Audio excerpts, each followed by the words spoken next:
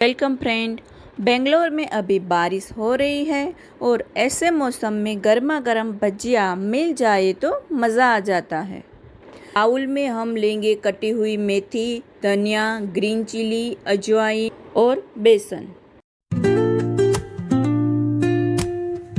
ज़रूरत के हिसाब से पानी डाल के बेसन का बैटर तैयार कर लेंगे। अब उसमें बेकिंग सोडा और हॉट ऑयल डालेंगे और अच्छे से मिक्स कर लेंगे। ऑयल गर्म हो गया है, अब हम भजिया बना लेंगे। तेल हमें मीडियम आंच पे ही रखना है। बीच बीच में हम भजिए को पलटते रहेंगे। गोल्डन ब्राउन होने तक भजिए को फ्राई कर लेंगे। भजिया रेडी है, अब ऊपर से हींग को स्प्रिंकल कर देंगे। तैयार है गर्मा गर्म मेथी के भजिए, जिसको खट्टी मीठी चटनी के साथ सर्व करें। Thank you for watching.